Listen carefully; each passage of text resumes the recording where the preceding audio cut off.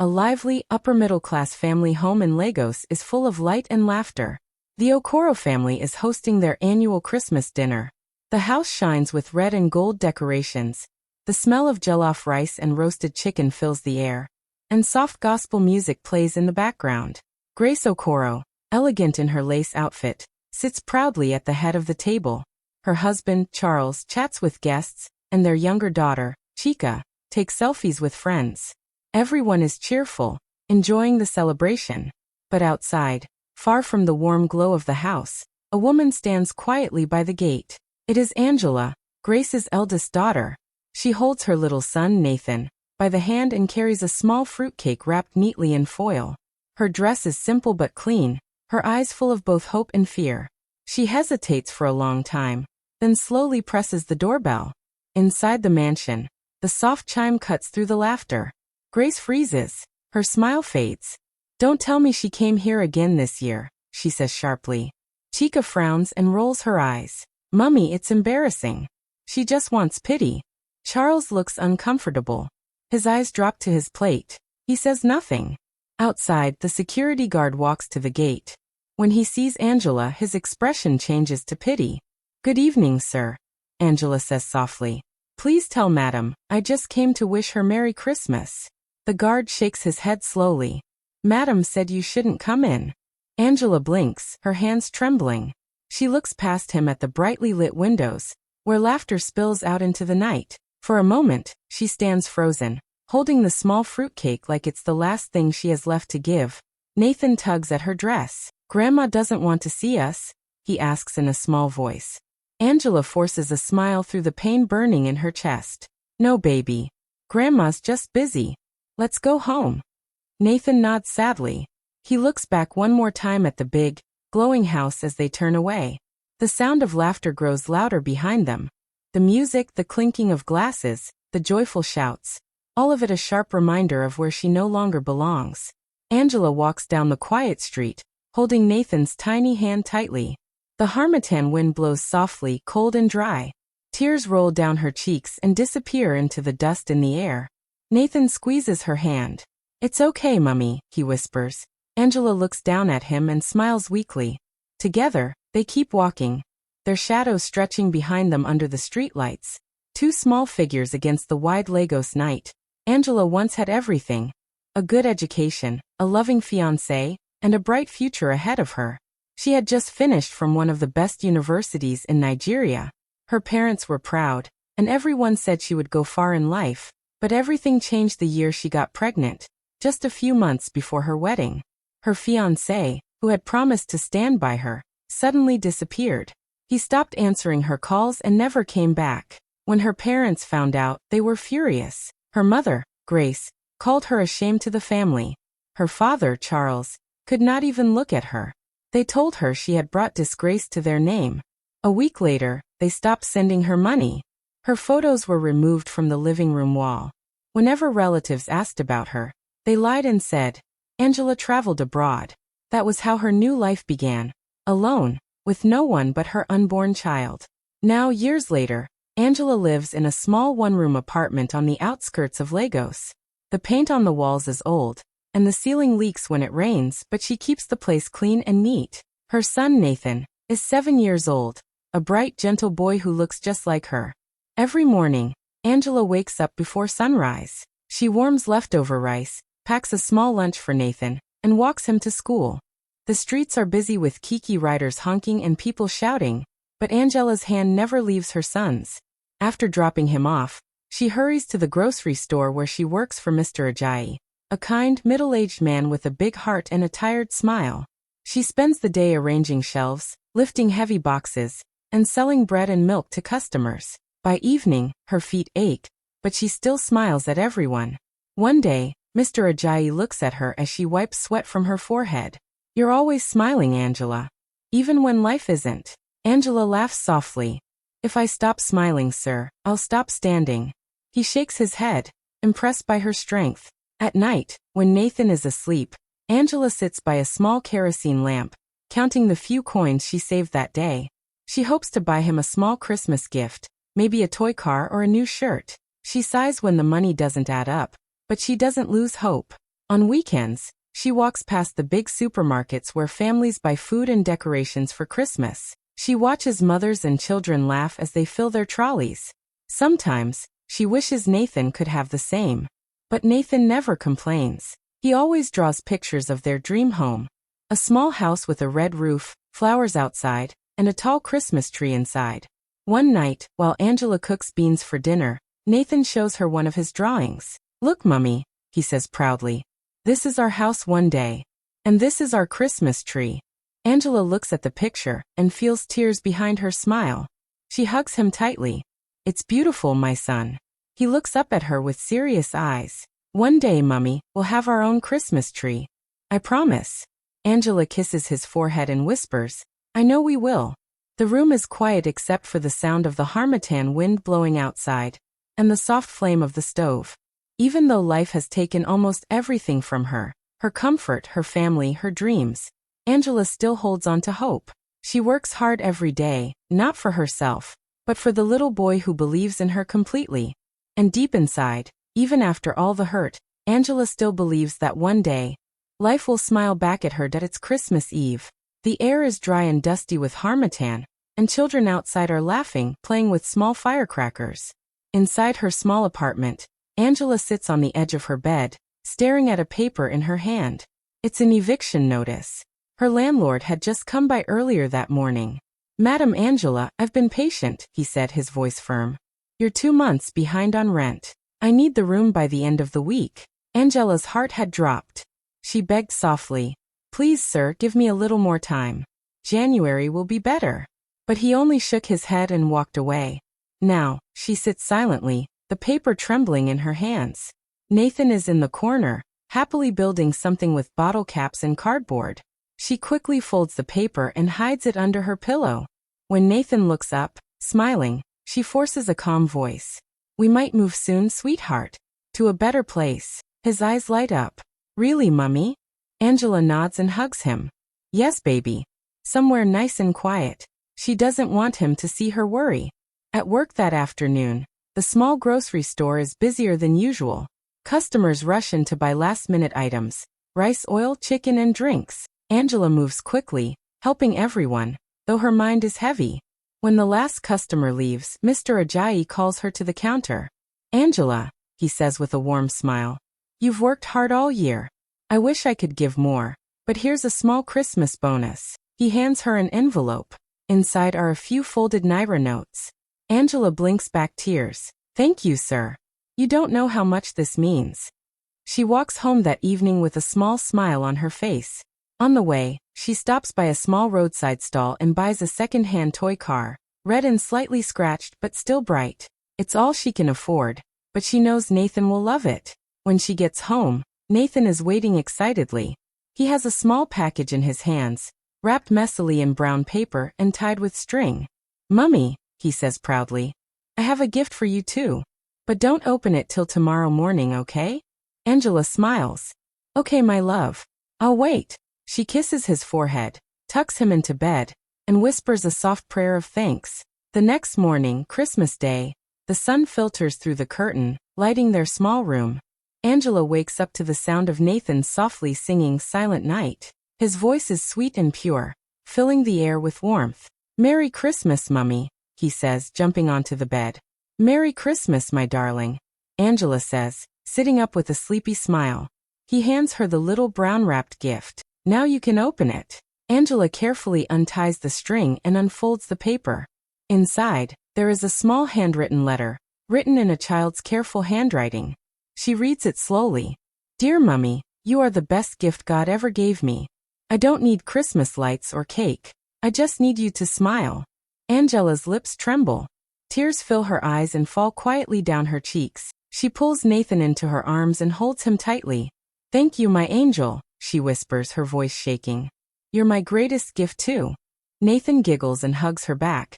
They sit together on the bed, surrounded by soft morning light and the faint sound of Christmas music playing from a neighbor's radio. Angela doesn't know that this little letter, written with love and innocence, will soon change everything. Because somewhere in the coming days, the words of a small boy will travel beyond their tiny room and find their way to the very people who once turned their backs on her. Later that day, Mrs. Onabanjo, the Okoro family's old housekeeper, walks into Mr. Ajayi's grocery store to buy rice and cooking oil. Her hair is graying now, and she moves slowly, but her eyes are still sharp. As she picks her items, she glances at the cashier and freezes. It's Angela. For a moment, she doesn't believe her eyes. Angela, she whispers. Angela looks up, surprised. Then her face softens. Mama Onabanjo, it's been so long. The old woman rushes over and takes her hands warmly. My child, look at you. You've grown into such a fine woman. She notices the little boy arranging bread beside the counter. And this must be your son? Nathan smiles politely. Good afternoon, Ma. Mrs. Onabanjo's eyes fill with tears. He looks just like your father when he was young, she says softly. So handsome. Angela laughs shyly. He keeps me strong. Mrs. Onabanjo looks around the small shop, her heart heavy. How are you managing, my dear? Angela gives a small smile. We're fine, Mama. God has been good. The old woman nods, though she can see the tiredness behind Angela's eyes. The kind of tiredness that comes from years of quiet struggle. Before leaving, she buys more than she needs and tells Angela to keep the change. Then she insists on buying a drink for Nathan. You deserve something sweet this Christmas, she says kindly. As she walks home, her heart aches. That night, she cannot sleep. Memories of Angela as a bright, laughing young girl fill her mind. And then the pain of watching her fall out of her parents' lives so completely. Finally, she decides to do something. That evening, she goes to the Okoro mansion. The house is glowing with Christmas lights, laughter still echoing inside. Grace Okoro is sitting in the living room, scrolling through her phone. When she sees Mrs. Onabanjo, she smiles politely. Mama Onabanjo, you didn't tell me you were coming. The old woman sits down slowly. Madam, I saw Angela today. Grace's smile fades. Her hand stiffens. Angela? Where? At a grocery store. The old woman replies. She's working there. She's raising a fine boy, polite, smart, full of light. You should see him, madam. You'd be proud. Grace's face hardens. She made her choice, Mama. She brought shame to this family. Don't bring that story here again. But madam, the woman pleads softly, the child is innocent. You should see how he looks at her. You can feel the love. That girl has suffered enough. Grace stands abruptly. She made her bed. Let her lie in it. The old woman sighs deeply. Even God forgives, Madam Grace. Why can't you? But Grace says nothing more. As Mrs. Onabanjo prepares to leave, she remembers something. Nathan had proudly shown her the letter he wrote to his mother, his Christmas gift. She had taken a quick photo of it on her phone, because it had touched her so deeply. Now quietly, she prints it and leaves the small paper on the Okoro's table before walking out. Later that night, Grace passes through the living room and notices the folded letter. Curious, she picks it up and reads. Her hands tremble as she reads the simple words. Dear Mummy, you are the best gift God ever gave me. I don't need Christmas lights or cake. I just need you to smile. Tears well up in her eyes. She sits down slowly, clutching the paper to her chest. For a long time, she stares at the phone on the table. She thinks of calling Angela, of hearing her voice again after all these years. But then her pride stops her. She wipes her tears and puts the phone back down. No, she whispers to herself. She chose her path. Meanwhile, across town, Angela is still at the shop. It's late and she is helping Mr. Ajayi close up. She hasn't eaten since morning. Her hands shake as she lifts a heavy box of drinks. Angela, let me do that, Mr. Ajayi says. But before she can respond, her knees buckle, and she collapses. Nathan, he shouts. The little boy runs out from the back room. Mummy. He kneels beside her, crying. Please wake up. Mr. Ajayi rushes to call for help. He carries Angela into his car and drives her to a nearby clinic. Hours later, she wakes up on a hospital bed, pale and weak. Nathan is sitting beside her, holding her hand tightly. Mummy, please don't leave me, he whispers. His little voice breaks. Angela opens her eyes slowly and touches his cheek. I'm not going anywhere, my love, she says softly. I just got tired. Mr. Ajayi stands nearby, speaking to the nurse. He has already paid her bills quietly. When Angela tries to thank him, he waves her off. You've done enough, my dear. Rest. That night, As Angela drifts in and out of sleep, Nathan refuses to leave her side. He stays by her bed, his small hand wrapped around hers. The clinic lights hum softly, and outside, fireworks crackle in the distance. Christmas night is ending, but for Angela and her son, it feels like the beginning of something deeper.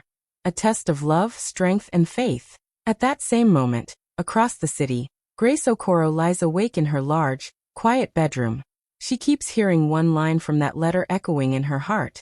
I just need you to smile. For the first time in years, she feels something break inside her. A wall of pride slowly beginning to fall. At the Okoro Christmas dinner that evening, the table is full of food and laughter. Chika's husband is talking loudly, proud of himself. I donated 2 million naira to charity this year, he says, smiling proudly. Helping the poor makes me feel good. Everyone claps politely. But Grace sits quietly, staring at her plate. She doesn't join in the laughter. Her mind is far away, replaying the words of that letter she read the night before. Charles, her husband, notices her silence. After a long pause, he stands up and clears his throat. There's something I need to share with all of you. He places a folded paper on the table. The chatter stops. Everyone looks at him. This, he says softly, was written by our grandson. The word grandson makes the room go silent. Chika frowns. Grandson? Daddy, what are you talking about?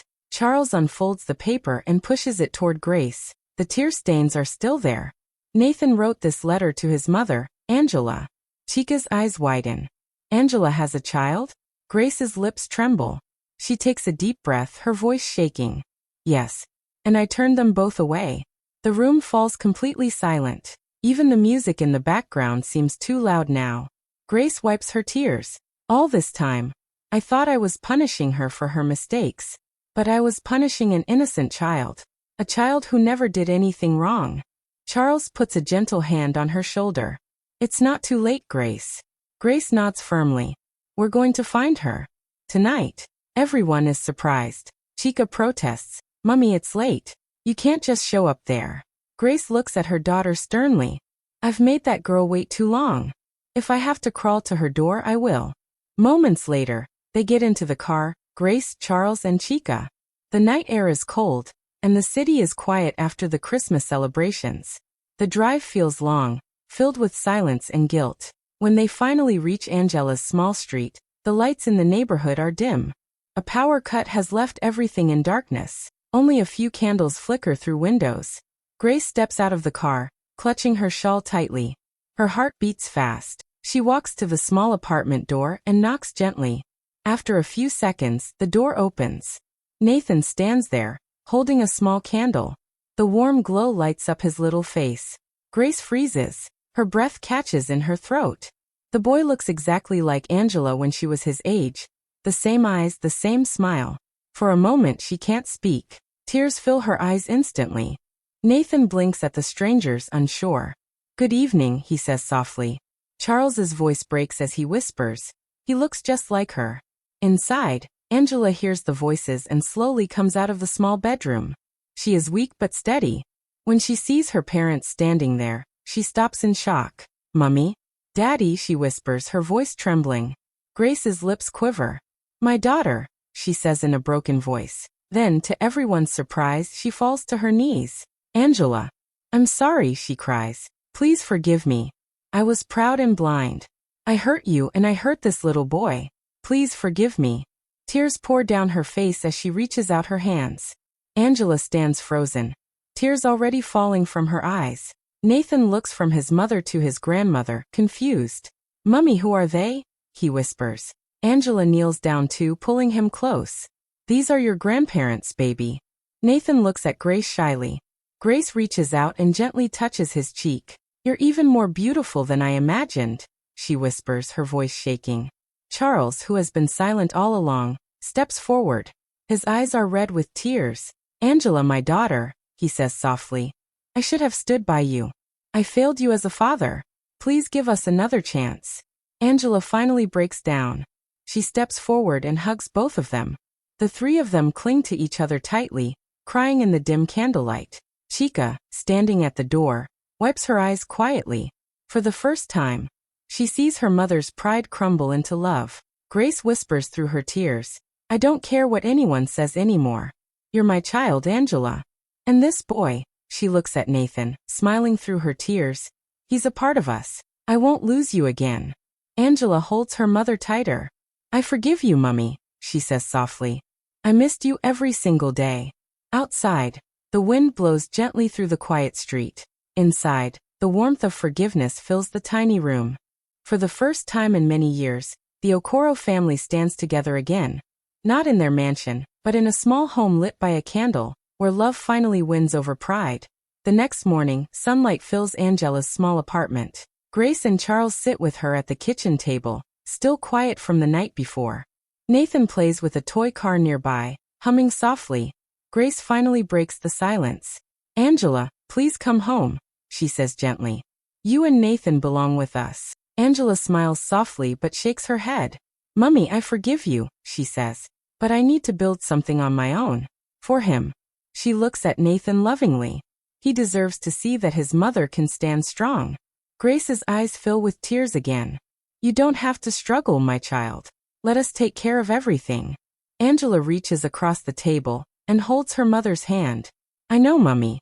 But if I take everything from you now, I'll always feel like I'm still that weak girl who ran away. I want to grow. I want Nathan to be proud of me. Not just because of our family name, but because of who I am. Charles nods slowly. You've become a strong woman, Angela, he says. Your father is proud of you. Grace and Charles offer to help her financially, but Angela only agrees to take a small loan. Just enough to start something of her own. A few weeks later, with the help of Mr. Ajayi, the kind neighbor who once helped her during her hardest days, Angela opens a small food business called Angela's Kitchen. The shop is simple but warm, with bright curtains, a wooden counter, and the smell of fresh food always in the air.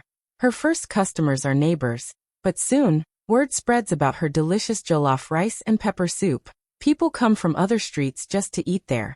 Nathan helps after school, handing out napkins and smiling shyly at customers. He loves to tell them, "This is my mummy's food shop."